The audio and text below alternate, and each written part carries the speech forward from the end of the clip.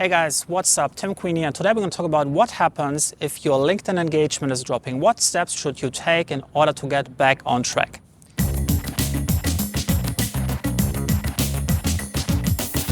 Now, the first thing that you should do is you should relax.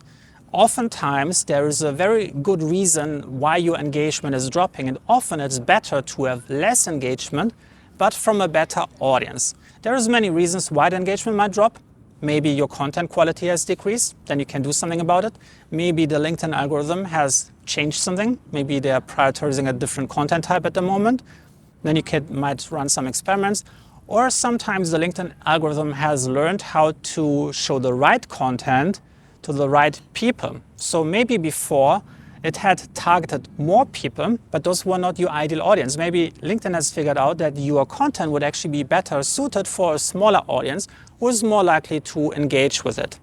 So even though you're getting like smaller number of engagement, it might be from more qualified people. So whatever your goal is on LinkedIn, you might actually get better result.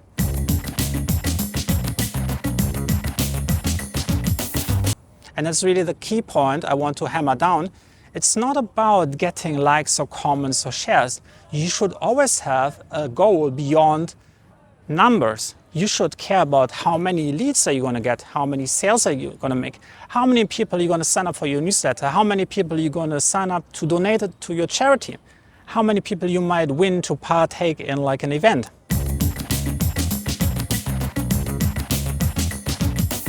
The next thing I want you to look at is I want you to evaluate your content strategy. Did you recently make some changes? Did you make some strategic decision that you actually want to target a different audience?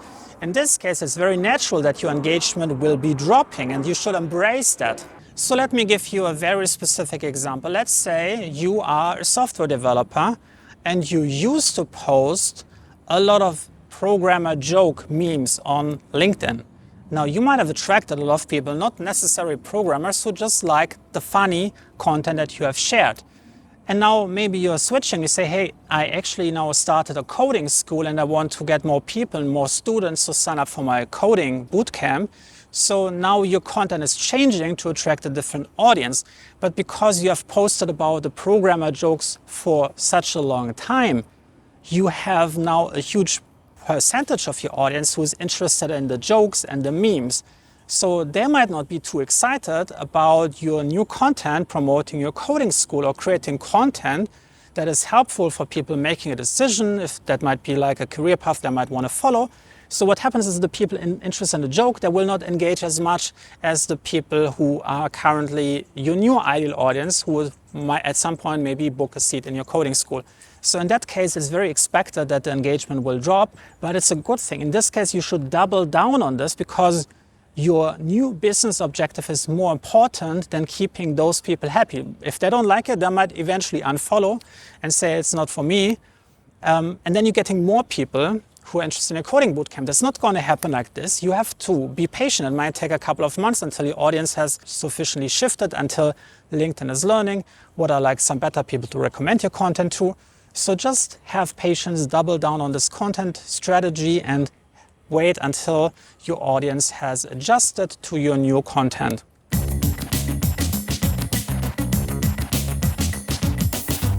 This might also be a great opportunity to clean up your LinkedIn network. In case you're doing a dramatic shift in your content strategy, or you are starting a new business, you started a new job in a totally different industry, it might be time to go through your list of connections and to remove some people who are no longer a good match, or people in general who might have been inactive for a really long time. Now, why is that important? It's important because whenever you're creating a post, LinkedIn will test your post with a small sample of your audience. It will, for example, take 10 random people from your network, from your followers and connections, and it will show them your post, people who are currently online, and will see how they're reacting. If the engagement is good, if they're reacting, if they're looking at your posts, if the dwell time is high, that means like the longer they're looking at your content or the more they watch of your video, that will give you more points. If they're liking, commenting, sharing, that will give you like additional points. The higher your point number is, the more likely LinkedIn will recommend your post to more people. So by cleaning up your network, you're reducing the chance that your post will be shown to someone who is actually not interested in your content. So if you're switching your content strategy, removing a lot of those people from your network, then the chance that the first 10 random people that are going to be selected to look at your post are going to be people from your ideal audience is much higher, and you have a much better chance to actually get the LinkedIn algorithm into your corner and get the LinkedIn algorithm to boost your post to more similar people.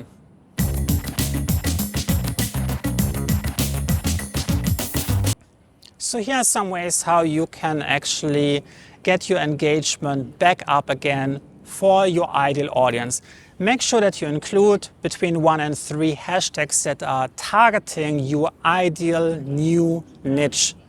Those should be generally more generic, broader hashtags. So there are actually people following those topics, and it should be in alignment with what your post is all about. This will expose your content to a new audience, and it will make it more likely that you're getting more people who would be part of your ideal audience to see your content and engage with it. Now, if you want to learn more about this, you can also download my free LinkedIn hashtag download link in the description and in the pinned comment below. This will really show you how to find the right hashtags to grow organically on LinkedIn.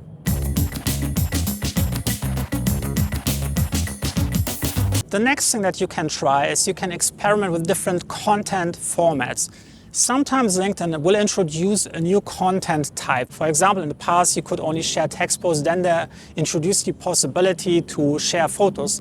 So at that point, they prioritize photos. So if you attach a picture to a text post, you would get much higher reach. Then LinkedIn invented video attachments. So when you created video content, this got you a much broader reach.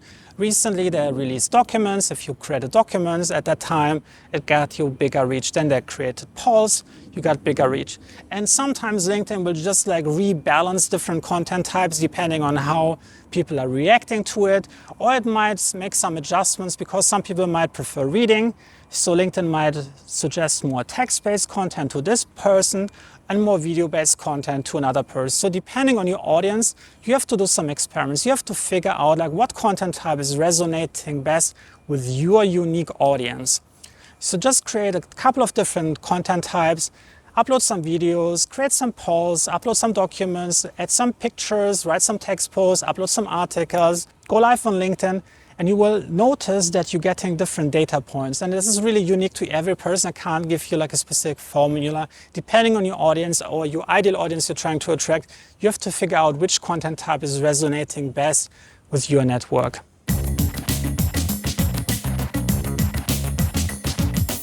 The next thing that you want to do is you want to include a call to action in every post. That can be something like asking people to follow you. It could be asking people to hit the like button or to leave a comment. If you want to get more comments, ask a question, a simple question. Don't ask what is the meaning of life. Ask something simple that people know an instant answer to, that is related to your content. This often helps if your post is a little bit more controversial and you're going to get like a lot of discussion in the comment section. But by including a call to action, by directing what people should talk about in the comments, by asking a question, you're raising engagement. The more engagement you get from the right people, the more likely the LinkedIn algorithm will recommend your post to your ideal audience and similar people. If you're creating text posts, you have to learn how to become a better writer or copywriter. To give you a few starting points, if you're just starting out and you don't have any experience, it's generally better to write shorter sentences, to use simple grammar, and to use simple words to describe whatever you're talking about. It doesn't mean your audience is dumb. It just means your audience as a whole has a huge variety of different educational backgrounds, of different comprehension skills. Some people might not know a word that is very common in your industry.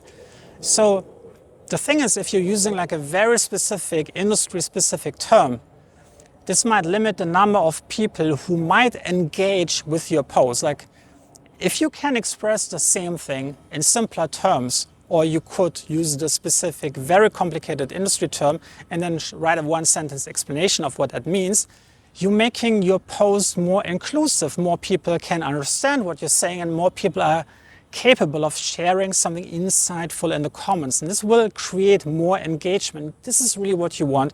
You want to get engagement from a broader reach of ideal people. You don't want to be too niche. If it's too niche, you don't get enough data points for the LinkedIn algorithm to recommend it to broader people. You want to have like your ideal audience, and then you want to have a circle around this. So it really helps to make it use simpler language, simpler grammar, and shorter sentences.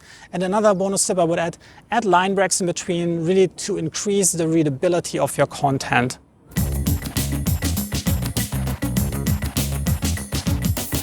The next thing I would recommend is that you turn on LinkedIn Creator Mode. This will enable a range of different new features that are really great if you are a content creator on LinkedIn. The first thing it's going to do is going to change the layout of your LinkedIn profile. We're going to push the featured section just to the top, followed by your activity feed. And you see, it's focusing on your call to action and on the content that you are creating. So it's super simple for people to find your content. And if you're creating great content, it's more likely that the right people will want to follow you. It will also change a couple of features. It will take your connect button and it will replace it with a follow button. That's really good because you have a connection limit of 30,000, but you can have unlimited followers. It's also great to keep your inbox clean because followers can't send you messages. So you have an extra qualification step. Just people wanting to see your content can follow you. If they want to send you a message or they want to work with you, they can click the connect button to be able to send you a message. You also have the option to add up to 5 hashtags to your LinkedIn profile. Those can be hashtags that you're writing content about, and I really recommend to focus on more broader topic. And this enables another feature. LinkedIn will recommend your profile, especially if you're creating valuable content and you have a good engagement rate from the right people, then LinkedIn will take your profile and based on those 5 hashtags, it will recommend other people to follow you who are interested in those hashtags. If you put 5 hashtags there and there is another person who follows those 5 hashtags, they will have a high probability that your profile will be recommended to them as thought leaders they might be interested in following. And this will help you grow your audience indirectly. LinkedIn will do it for you. You don't have to do anything. You just have to select the right hashtags. Again, check out my LinkedIn hashtag guide. It's completely free. Download link below to figure out what hashtags might be right for you.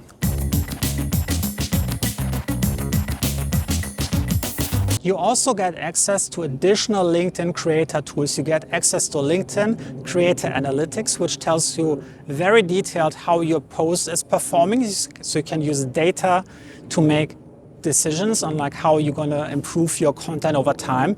It will give you access to LinkedIn Live. That means you can do live streaming events on LinkedIn. You also get access to audio events where you can do audio only events on LinkedIn. And you get access to a LinkedIn newsletter, which allows you basically to publish articles on LinkedIn and send them out as an email newsletter to everyone who is subscribing to your newsletter.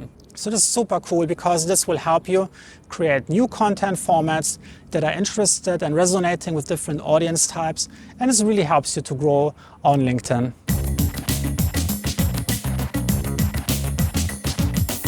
Now, if you're creating video content, you want to make your videos more interesting. And a common mistake I often see is that people, especially when they're starting out with video creation on LinkedIn, they make the videos too long. They talk and go on and on and on because usually they're nervous and they don't really know how to structure the video and they just start talking and they might get sidetracked and then it takes a really long time to get to the point. And by that point, people might already left the video and you're not getting the right signals to the LinkedIn algorithm that tells LinkedIn that this was a really good video.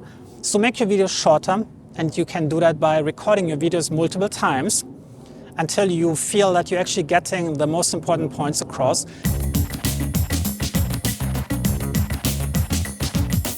You also want to get to the point much quicker. Really cut out the small talk. You don't have to tell people 2 minutes about who you are. You can tell them at the end. Convince them with your content up front and then tell them who you are and what you want them to do at the end. So it's really important to get people hooked quickly, and what I recommend is really convey the value proposition of watching the video in the first 10 seconds. Tell people what they're going to learn watching this video. By sharing the value proposition, you instantly convey what the video is all going to be about, and if that's resonating with people, they're much more likely to watch a 10-minute video on LinkedIn. But if you don't tell them and you start mumbling about like, hey, I'm like this and this and this, and like they don't know what the video is going to be about. So they're more likely to not take a risk and wasting some of their time and just going to scroll until they find something that is instantly resonating with them. So this really, really helps you make better videos on LinkedIn. Another thing that you can do for your LinkedIn videos is add subtitles. A lot of times, people who might be interested in watching the video will not watch it because they're in an environment where they're not able to listen to audio. For example, if they're sitting on their desk at the office, they can't put your video on speaker because in this open floor layout, other coworkers might be distracted, or worse, they might find out that you're actually not working, but you're watching Tim Queen's LinkedIn videos. In that case, if you have subtitles, subtitles will automatically be displayed on the video. So if they're scrolling through the newsfeed, they will get your instant elevator pitch at the beginning of your video and they can just read along. It also helps the LinkedIn algorithm by using the subtitle feature. It can use a word analysis to find out what your content is about and might recommend it to more people. I recommend a tool called Otter, which is really powerful of transcribing any video. I'm going to put a link down in the description and into the pinned comment below if you want to check this out. I'm using that to transcribe all of my videos.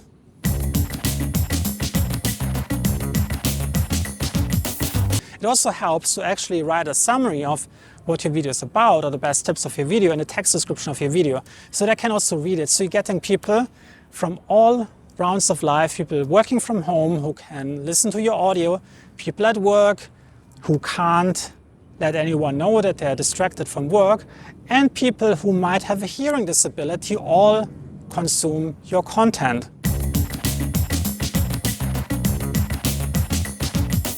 Less engagement from the right people is often better than getting high numbers of engagement. If your engagement is dropping because some recent changes in terms of strategic content strategy, double down on it.